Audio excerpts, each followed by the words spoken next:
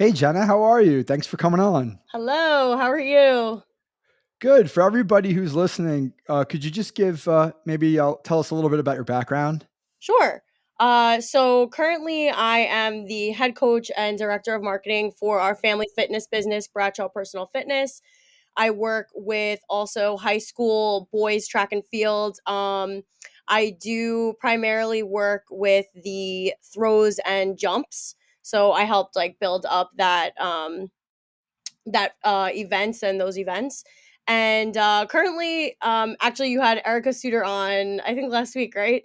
So her and Hmm. I are kind of going through a new like project and venture, and we actually started our own podcast. It's called Girls to Queens Podcast, and it's really for young girls who are athletes and non-athletes going through some challenging times, and we kind of talk about and discuss some topics in terms of health, fitness, wellness, business, and some things that they maybe don't learn in school and on a daily basis, and maybe they aren't learning that in the environment that they're growing up in. So Yeah, that's great. I mean, as I told Erica when we spoke, I have a young daughter who's going to be 11, and so oh, to have those kinds of resources, and she's a soccer player, so to have those kinds of resources available and know there are models out there like you and Erica is really encouraging for a father of a young woman. I love to So hear that because this was something that we had been working on for some time now and just been thinking about it, and for it to come to fruition and getting really positive feedback from parents is so cool and just really inspiring, really. it's amazing. It's amazing. So why don't you take us back? So tell us about your background as an athlete. Sure. Okay. So I guess we'll start.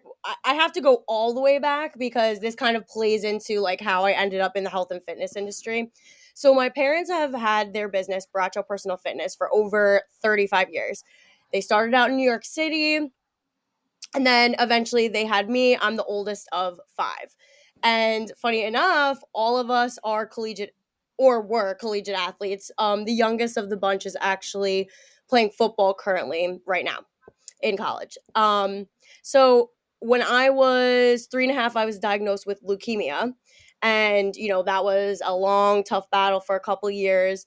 And, fast forward, my parents grew up very healthy, played sports, holistic lifestyle. And my mom grew up in an Italian household where they grew up in the restaurant business. So no canned foods, no sodas, farm to table kind of foods. So that's how we grew up. And honestly, it really helped develop how myself and my siblings are today. So then we go into, I played a bunch of sports. We played every sport actually. We were just playing, and there wasn't any pressure on us to be like, okay, you need to pick this sport, you're going to play this sport only. We played anything we wanted. Fast forward to high school, where I went to an all girls Catholic high school for the first 2 years of my life. I hated it. So I did end up playing or being a part of the track and field team. And my mom ended up coaching. So she had been at this school for over 10 years. She coached there, developed the entire program. So that is where I learned how to throw the javelin, which as a young female, I was kind of like, I don't really know. Like, this is a little weird. But, Mhm. I played softball, so I had a great coach. And this was prior to my mom coming on board, and he taught me how to throw the javelin. So I go on to another Catholic high school, and I played a pretty big role in terms of their throwing and field events. So honestly, it was just kind of like a cool niche that I had. And, I sprinted as well. And then when I got to college, I competed at Ithaca College, a part of the women's track and field team. And I specialized in short sprints and javelin. And I also majored in exercise science. So the combination of the two kind of just played a huge role into like where I'm at today with my career. And I can't say I knew exactly where I wanted to go when I was in college, but it was cool to kind of develop and over time learn all these new skill sets and business models and I worked in a corporate environment for about 5 years post college, and I learned a lot. Was able to apply it to our business today, and it kind of like brought me to where I'm at. And track and field is, just like Erica, soccer's her thing. Track and field's my thing, and my mom and I actually just share that passion because she was also a track and field athlete. So it's really cool to be able to coach together. She's the head coach. Me and my dad help. We're the assistant coaches. And it's just like a fun environment that we have going on. And we've seen the kids progress and really just make strides and leaps. And especially this past year with everything going on, we were able to compete and just help the kids and, bring them to the next level if they did want to compete in college and get recruited. So That's great. I mean, there's so much there that I could kind of I know. I follow can't up with. You just, summarize. yeah, no, it's so. I mean, obviously, the most kind of serious thing in that is that you're a leukemia survivor, Yeah, right? So, could you just talk about how that affected your journey as an athlete? for sure. I guess my mindset in general and maybe the way that I grew up, I can't say when I was young I knew I can't say that I remember exactly at that age what was going on, or Hmm. what happened. I do remember some of the positive things when I was this is funny. So when I was in the hospital, I would have races with some of the kids on our IV poles, and we would like, so I started young, like I was competitive young. So, I think that developed that, obviously my family was a huge role in that. But down the line and actually in college, I was also diagnosed with thyroid cancer. So my junior year in college, I was kind of I was ending my season. I was, going on to state championship meet, finals, and I went to the health center for a migraine, and she started feeling my thyroid, and she was like, I don't really like what's going on here. And honestly, like as an exercise science major, personally, I feel like they don't teach you those things when you're going through that curriculum. So I had no idea what any of that meant. And she was like, you need to get a biopsy immediately. And I was like, okay, I got states. Like, I need to finish up school. Like, I can't be doing this right now. So, my mindset personally, I just kind of pushed through it and was like, all right, this can be on the back burner. Yes, my health was absolutely important and I took care of myself, but it was either a point of like stop school, stop competing, go get a surgery and kind of see what happens. And I was like, I want to finish school and go to states and see what I can do. So I waited and I came home in the summertime, got the surgery, which by the way, I did not know that it was thyroid cancer at the time. They told me after the fact. I went to Memorial Sloan Kettering, which they were Hmm. amazing. And down, I didn't have to go through any radioactive iodine, no chemo. I'm not on any medications. I have half of my thyroid, and fun fact, you can survive with and function with 1/3 of your thyroid. So, I that's where, health really was so important to me. I'm like, okay, my goal is not to be on any medications. Like I got to do what I have to do to keep my mental tough and physically my body strong so that I can work, I can do what I want to do and live my life as a young adult female. And it also brought me to a lot of fundraising. So I was recently nominated for Woman of the Year through Leukemia and Lymphoma Society, which was such an honor, and just helping and giving back. And it really just gives a connection to what I do and how I can like help other young adults like get through some tough times like that. You got to be mentally tough. And that's exactly what you kind of discuss on your podcast, and I'm grateful to be here and talk about it. Thank you for coming on, and thank you for to sharing that, because obviously there are things that are bigger than athletics, but clearly, like at that point in your life, like competing was important. And I Right. think the other thing that comes through there is that, and I think this is a really important message for any athlete who's listening, is like taking care of your body and nutrition is such a big part of being able to compete at the highest level. And it's not just the competition, but it's just your long term, it's your longevity as a human being. You've got to take care of yourself. And I think sometimes, particularly young people, take it for granted because they're You're afraid of young. nothing. It's Yeah. invincibility, right? Yeah, Exactly. exactly. Yeah. So when When you're learning, I'm also curious about this. When you're learning about the javelin, right? You're learning how to throw the javelin. Can you talk about like what that progression was like from the time you picked it up to the point where you felt like, okay, maybe I'm getting good at this? Yeah. Okay, so I had like an awesome coach. His name was Ed Kilkelly. He's alive to this day. Amazing, amazing man. I threw softball growing up, and my dad always just had us like outside throwing, throwing the football around. And I just walked onto the track and field team, and they do testing. So obviously they want to see if you could jump, throw, sprint, what kind of your event you'll be in. Mhm. And he saw me throw, and he was like, "You're gonna throw the javelin." I'm like, "What even is that?" And it's a really long spear. It's, I mean, taller than I am, and it's ounces, like very light. And he was just like, "Throw it, just throw this." He didn't make it complex, because again, we're in high school, and this is where also the job as a high school coach and just dealing with youth athletes, you can't overcomplicate it, because then they're going to be deterred and they're going to be like, "I don't want to do this." So he made it super easy for me to just pick it up, throw it, and then do my thing. And I did my own research. He actually would send me all of these, different all these educational tools on how to learn the javelin, read more about it, kind of watch videos on it, video analysis.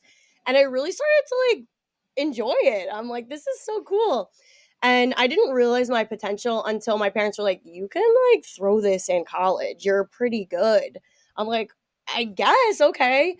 So, and that also played a part into why I transferred out of the all girls school, was because there was no progression for me really, if I did want to compete onto college. So that kind of was another reason why I transferred. And then I played a Mhm. big role on the St. Anthony's High School team in general on their field events, and also had a great, I think just having great coaches throughout my life, male and female, played a huge role in being a female athlete and not being deterred, to get on the runway and just like chuck a spear. So it was like a really like empowering thing, I could say, Mhm. for as a Yeah. young woman.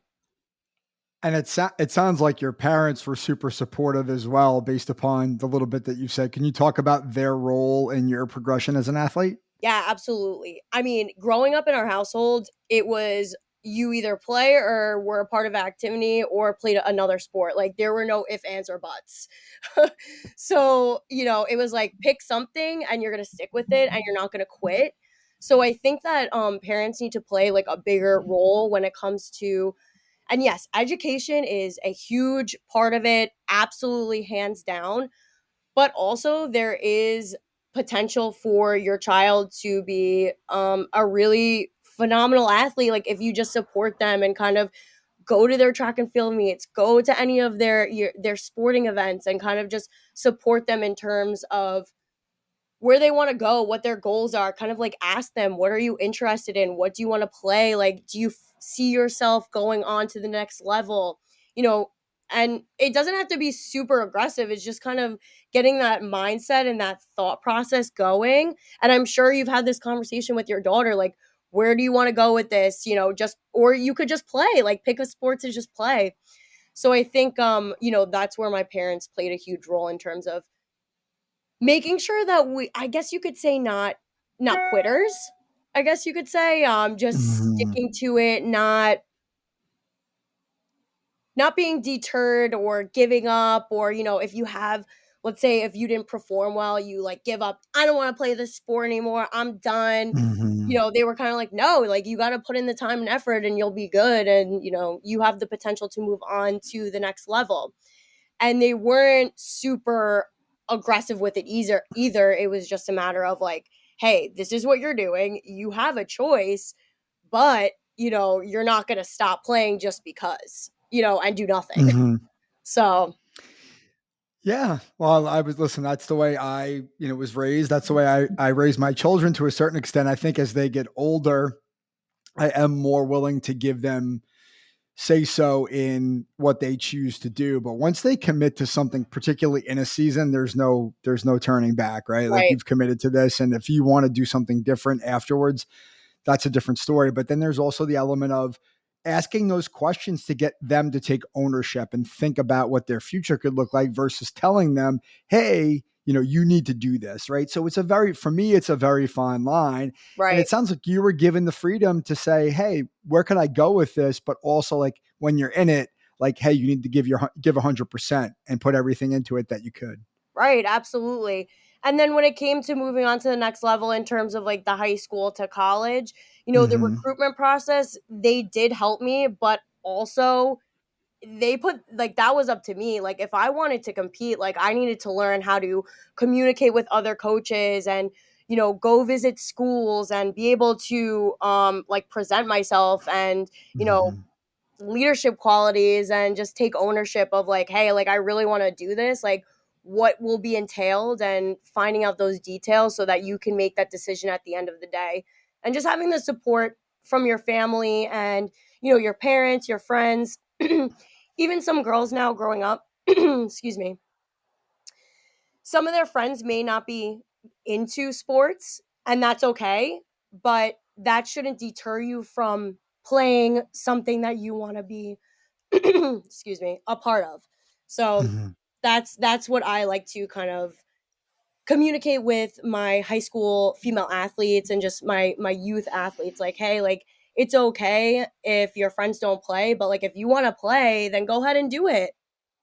Yeah. I, and I think that's a great message, and it's also a hard one, I think, for young people to sometimes to grasp, latch onto, because they're so social and they want to do what their friends are doing and they don't want to like go a different path. And so, to have the confidence in yourself to say like, this is really important to me and I don't care what other people think. Like, I think that's one of the biggest challenges that parents have, is to let their children kind of make those choices for themselves, but also feel like it's okay to be different. And that's Right. just a challenge when you're a teenager or you're a tween. Like, It is it's what it life. is. That's right. You learn from life. And so when you were going through the process of being recruited and thinking about like college, like what were some of the factors that were important to you when you were choosing a college at that point? I wanted a sense of community because I did come from like a great team in general from Hmm. high school, that we were like a close knit community, but also like it was very important for me that I had like a great coach, because I've spoken to athletes that we've trained from high school into college, and it's unfortunate the things that you hear when they move from having like a really great coach in high school to a subpar coach in college. And I hate to say it, but I feel like in general we need to create like a higher standard for coaches and trainers, just in general. Because you are dealing with youth and you could literally make or break someone. Yes. So that was important for me. And I think also because my parents were in the health and fitness industry and they were coaches, and they were for some sports, they were our coaches, soccer, flag football, t-ball. So these things where, I learned and I did have great coaches growing up. And I think just being in that type of environment, I wanted that within my collegiate experience and dealing with coaches. I had a phenomenal coach at Ithaca College. Jen Hmm. Potter, she ran a great team and still does to this day. And someone who has like leadership qualities, they're very open and communicative. Dealing with girls and young adult females is challenging. Hmm. So to have those skill sets and to teach and it's not just coaching them in the sport, it's also you got to teach them so they can be good people at the end of the day. And in life, you're teaching them skill sets for life at the end of the day. And I know that's how I like to view coaching as myself. And like, I have to step back and say, okay, am I doing right by this athlete or this individual?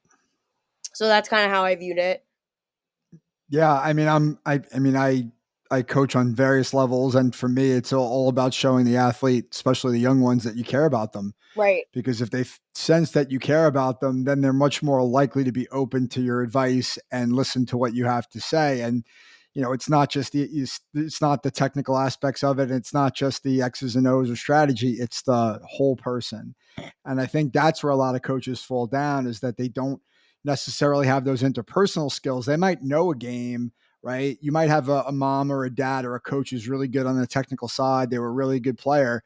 But if they don't know how to communicate and get that information across, I don't care how good you were as an athlete. If you don't have that skill of being able to teach, it's going to be really hard to be a good coach. And understanding a coach's ability comes through, asking questions and communicating both ways, right? From the athlete to the coach and coach to the athlete. Absolutely. And if it's unfortunate that the amount of saturation that's in our field in general. I mean, I'm sure you see it coaching in general, youth athletes, Yes. and it can be frustrating, but also just knowing like your place and knowing like, okay, like picking and choosing your battles, being able to really, you just have to say, okay, like, is this going to be beneficial for the athlete at the end of the day? And if not, then I'm just going to step back and just let it rock out, and then we'll figure it out from there. Exactly. So, so, I mean, coming from Long Island, coming from a big family, obviously Ithaca is not that far away, but like, what was it like leaving home for the first time? Oh, I was so upset. I was so nervous. I was so upset. My parents dropped me off and I was like, "You guys are leaving?"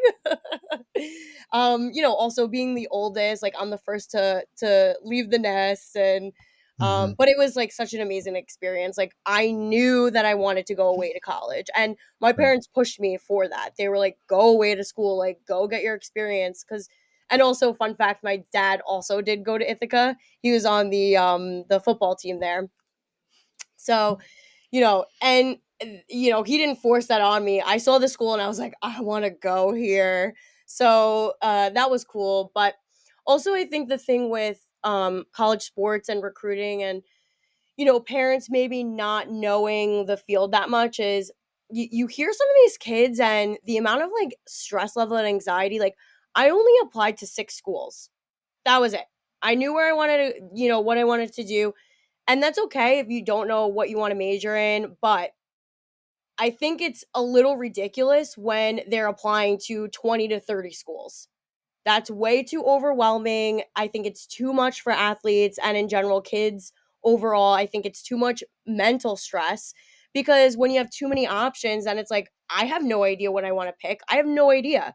So I think like also on the parents end doing the research and being like, okay, like knowing my child's personality, knowing my child's skill set and their level and somewhat what they want to do, um helping them kind of discover and figure out like, okay, like we don't need to choose this many schools. Like if you want to pick 3 schools, that's cool.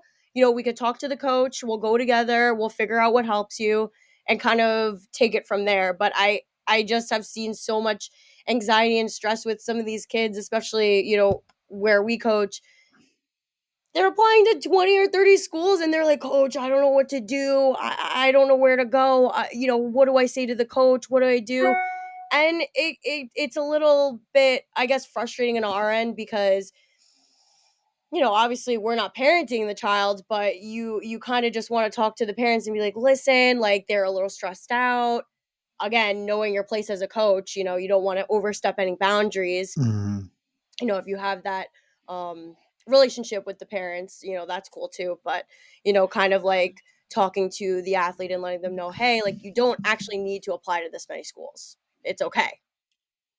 Is that pretty common? Do you see that pretty commonly in working with the high school athletes at your school? Yeah, and I think now just because everything's I see like sports specialization is so common now.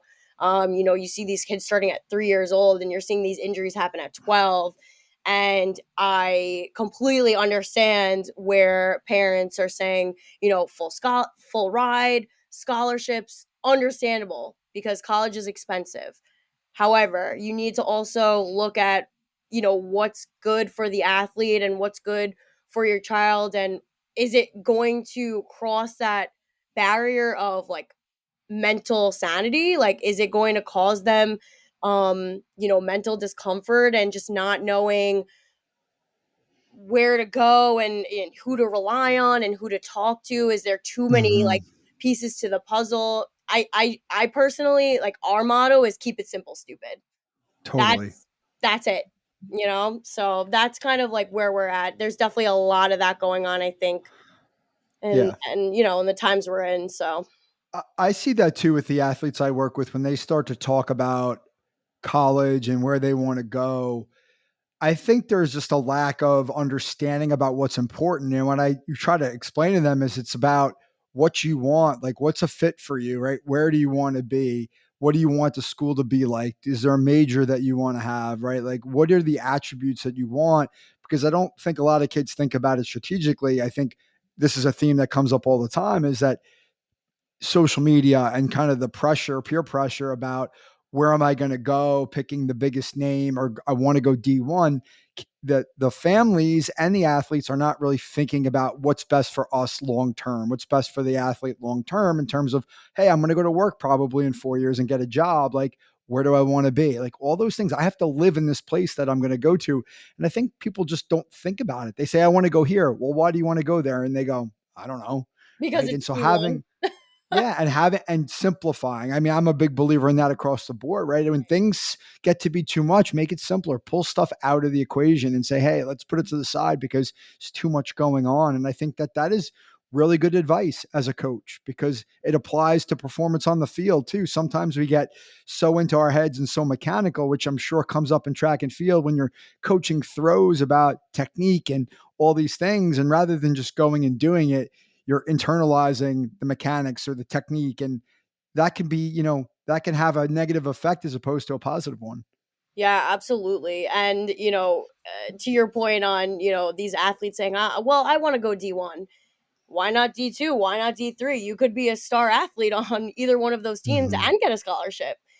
And be in a community where you gain all these close relationships and Hmm. you have a great coach. Why not go D2 or D3? I mean, Ithaca College is D3 and I had an amazing experience there. I had a great coach. Hmm. So these things that I mean, for me personally, realistically, D1, especially in track and field, like, wasn't a realistic goal for me. So I was like, okay, let's scale it back. Let's look at moderate to smaller size schools. Let's see where I stand in the rankings. And, I obviously Hmm. progressed and I hit a personal record while I was there. But these things that, like you said, aren't discussed earlier on, because then sometimes, and we've seen it plenty of times, these kids go to school and let's say they do go D1 and they're on the bench and they're not playing at all the whole 4 years. And they're like, I should have listened to you. Or they end up transferring maybe 2 years, 3 years down the road. And it's just like, it can turn into a catastrophe, really. So I think if you're dealing with youth athletes, these are the conversations that you kind of need to have with Absolutely. those kids. Absolutely. So about your time in college, I mean, what else were there any other challenges that you faced as a student athlete in college that you can like kind of pinpoint and say like this is really hard for me? Oh, yeah, absolutely. When I started school, I ended up doing 18 credits. I was taking anatomy and physiology, and honestly, my grades suffered.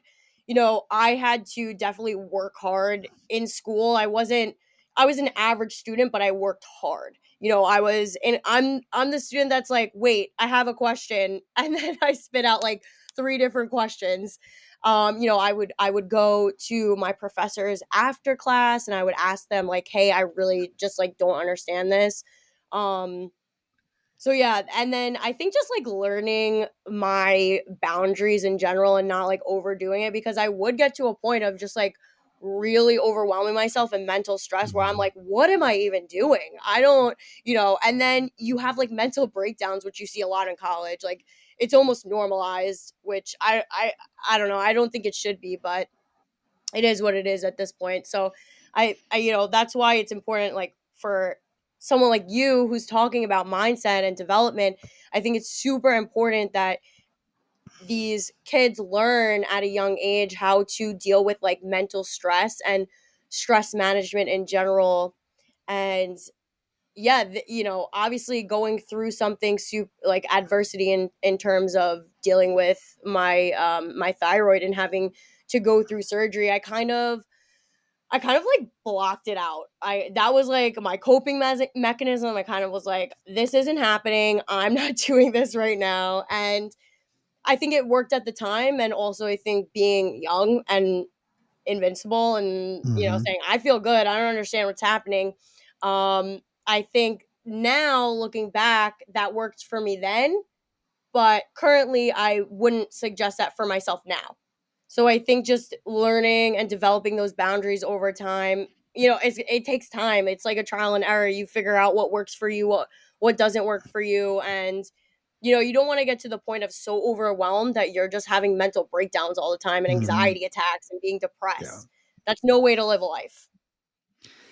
It's not, and that's exactly like why I do what I do, which is to say, like when I went to college, like I didn't have, and I wasn't even an athlete, but Yeah, in college, I mean, I was only through high school, and I didn't have parents who went to college, so they didn't understand what it was like to go to college, and it's you cope and you figure out a way to do it, right? But what I try to do is to give the athletes that I work with strategies, right? These mental strategies, emotional strategies to say, hey, you're prepared to go on to this next level to operate on your own in a more efficient way, in a more effective way, as opposed to just trying to figure it out on your own. And then 10, 15, 20 years later, go, oh, I wish I would have known that. Well, if we know it now, why shouldn't we pass it on to them before they get to college?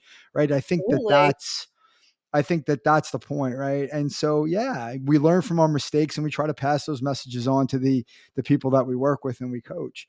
So, after college, did you always know that you wanted to be a coach, given your family background? I did. I Okay. just didn't know where I kind of wanted it to go in general. After college, like literally right after, I got a job and I actually grand opened one of the Lifetime clubs, the Lifetime Athletic clubs here on Long Island. And it was a great experience. I knew that I wanted to merge and come onto our family business. But in general, I wanted to specifically learn those managerial and business skills because being an exercise science major, I did take classes, but they don't teach you business. They don't teach you finances. They don't teach you those things. So it was really important for me. And my parents supported that 100%. They were like, go, do it, do your thing. Hmm. So for me, that was super important. I worked my way up to management and I ran the metabolic department there and I learned a ton. I did graded exercise testing when I was in college and I was able to take that skill set and apply it to where I was in Lifetime and, build a department. And literally, I had to rebuild the department. And, um, and then eventually I knew that I wanted to move on from there and take those managerial skills and the business model and apply it to our business today.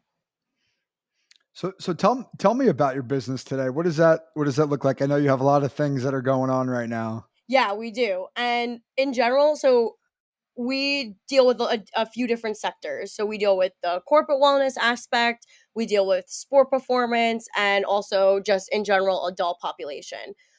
In terms of we do training and nutrition coaching for both. So we had to develop just with the pandemic, we've had to, reevaluate our business model and we've now developed and have been doing a hybrid model. So virtually and in person. It just depends on who's comfortable with what.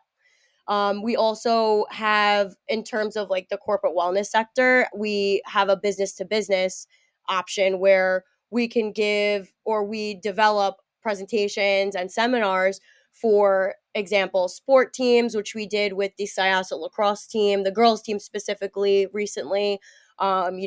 Corporate headquarters will develop nutrition seminars for them, how to cope with stress and in general how to develop and optimize a healthy lifestyle so that they can work and they can optimize their work and career efficiently. And we deal with like one-on-one groups, partners. So that's kind of where we're at today. And we have our own private training studio, so that's like more of our one-on-one partner training. And then, we do a lot of our group training, obviously outside right now because it's nice out. So why not go to the field and train? Great. Yeah. And so, and in the middle of all of that, which sounds like an awful lot, you're also a coach. Yes, track and field, which is a non-negotiable for me. And it does sound like a lot, but all of these pieces play a role and come together because this is what our careers are, and this is what I love to do, and this is my passion Mhm. in terms of optimizing people's health, fitness, and wellness, and just in general myself being a two-time cancer survivor. If you don't have your health, you don't have anything. You can't work, you can't live your life. You will end up with mental distress and, long term, what do you want your life to look like? So these Mhm. are that's the overarching message and how we kind of articulate that to others because it's super important. And we start them from youth and develop them all the way to adult population. So for us, that is just something that we love to do. And our slogan is performance nutrition excellence, and we stand by that. And you got to walk the walk and talk the talk. So Mhm. So with that in mind, so what are some of the biggest challenges you have or see with working with young athletes in terms of getting that mindset across to them? okay. I would say that one of our biggest challenges, I think, right now is the saturation of our field. And, my grandmother could take a certification online to become a personal trainer. So, dealing with other coaches that kind of like poach other athletes or really just put them at harm. And then, honestly, we kind of have to clean up the mess. Then they come to us and they're like, I had my ACL was torn, I have this injury, and they're so young. I don't understand why all of these, injuries are happening at such a young age. And I think that it's just a matter of explaining to them in a very like simple way, like, hey, like if you want to be able to play this sport down the road and you see yourself playing long term, you have to take care of yourself now. And when we did our nutrition seminar for the girls lacrosse team recently, they were so receptive. Like they wanted to learn. And I think actually the problem right now is the messaging right now in terms of social media. There's too much stimulus, there's too much out there for them. It's way too overwhelming. And this is why we're seeing so much anxiety, mental illness, depression. And Mhm. honestly, like I'm seeing so many just young people that are you know, on medications just too early on in life. And I feel like the simple things of eating well, training your body properly, movement, getting stress management skills, all these simple tools that should be taught at a young age. I feel like there's information out there 100%, like your podcast, what we do in general, what Erica Mhm. does, but there's just too much stimulus for them, and it's really hard to get them to kind of grasp, I guess you could say, because you have their parents and you have other coaches in their ear. Mhm. So you kind of just have to be I think patient with it and really kind of just keep saying the same message over and over again and keep it simple, and it will click. It may take some Mhm. time, but patience, I think, is key. Yeah, I love that. I mean, I try to take the same approach in my coaching is to kind of, use the less is more, because if you give them too much information, it's just overwhelming and then nothing gets retained. And then if you look outside into the outside world, there's so much stuff coming at them. And I mean, listen, there's good information and there's bad information. And then there's just massive amounts of information, good and bad. And so it's just a lot to understand and a lot to figure out what's right for me. And I think that's the value in having a good coach. It can't be overstated, right? If you have somebody who cares about you and has your best interests at heart and they're going to take care of you, then you can rely on what they're telling you. And if they can't help you do something, they're probably going to say, I can't help you. You need to go see somebody else for this particular thing, whatever it is, because I can't help you with that. And I think that that's really important. But it's just, there's just a lot. I totally agree. So what are some of the strategies you use in working with young people, like in just terms of coaching them, whether it's on a technique or whether it's just sort of motivational, like what are some of the things you go to make sure that they're in the right place to succeed? Right. So recently, I think and also just over the years, we've seen a lot of the kids just be so stressed out and so fatigued, we have to scale it Hmm. back. So yeah, when they're coming to us and they're like, "Coach, I am shot. Like I can't even run today." Hmm. We've had to have days where we have them everybody sit down. You're going to lay flat on the floor. We're going to do some breathing exercises, shoes Hmm. off, socks off, and we do mobility exercises, breathing techniques, some stress management tools in terms of, maybe for example, listening to some like the Calm app or anything of that Hmm. nature where take Sure. a walk or, keeping their stimulus level down because if their central nervous system is just like on, you're going to see some problems down the road and you're going to see problems in their performance. You're going to see some of these athletes wouldn't be able to peak at the right time.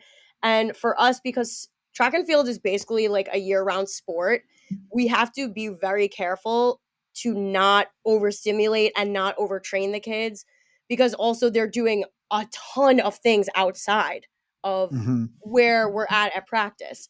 Maybe they're strength training on their own and seeing somebody else. Maybe they're playing another sport, which is common. So I think over the years we've had to adapt to that and kind of Hmm. where the culture is in sport in general and scale it back a little bit. Yeah. It's a great point. When you were giving, you were explaining that, it actually sort of jogged my memory because I work with so many kids who really don't, they really struggle to give themselves space to recover. And they'll tell me, like, I've got to do more. I work out 2, 3, 4 times a day, like, or I have an injury in it, but I need to play through it. And there's like really no off switch. And there's really a lack of understanding about the value of taking a day off or active recovery or doing the mobility work or doing the breathing work. And so is that something, I mean, do you see, I mean, as a group, do you find it hard to get them to kind of turn off, right? Turn off the shut off the light switch for a bit because they feel like if they don't work harder, they're going to get left behind. Yes, especially in the beginning of the season. However, we always say to them trust the process and we've had to rebuild the team that we're at currently for the last 7 years. They did not have a great coach prior and in general had a totally different philosophy and we had to change the environment that they were in and the mindset that they had developed. And we get a lot of football players too. We have basketball and football. And football players, it's just like go, go, go, go, getting screamed at on the field, which it's just part of the sport. That's fine. But, these boys just want to, coach, I need to be lifting. I need to be doing this. I need to be doing this. And it's funny because recently we just had one of our athletes compete. He took a week off of just recovery. He hit a personal record just from taking a week off and letting his body just recover. And we're like, see, you have to we have a Mhm. training program set out. However, a high school setting, that's not always, it's not going to play out like that. It doesn't work. This isn't college, like where they have to peak at the right time and, the microcycles and the macro cycles, it doesn't work like that. So Right. we always have to play on our toes as coaches. And it's always like, okay, how do you feel today? How's your energy level? Did you eat? Did you hydrate?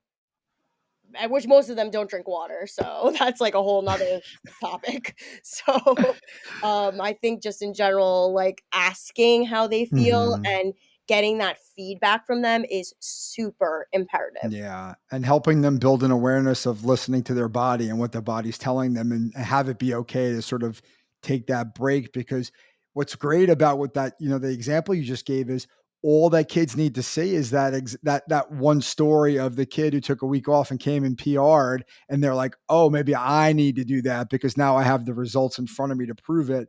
if there's no evidence, they're just going to keep going and going until they run themselves into the ground. So Yeah.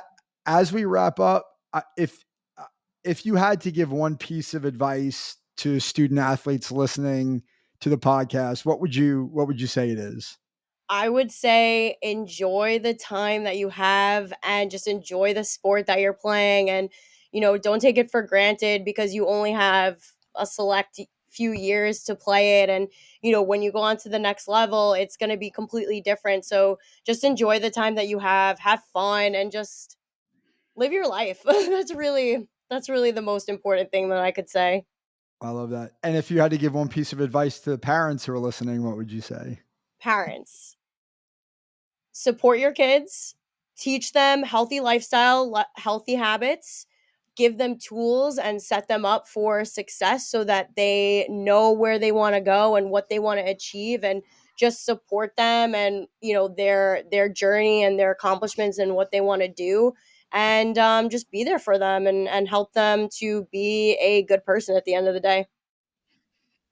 That's really, really good advice. So let's end on that. Thank you so much, Jenna, for joining me. I really enjoyed our conversation. Thank you so much And for having me. hopefully, my pleasure. And the next time we do it, maybe it'll be me, you, and Erica. We'll do a roundtable. Oh, we would love that. All right. Well, best of luck with everything. Thanks again. Thank you. Okay.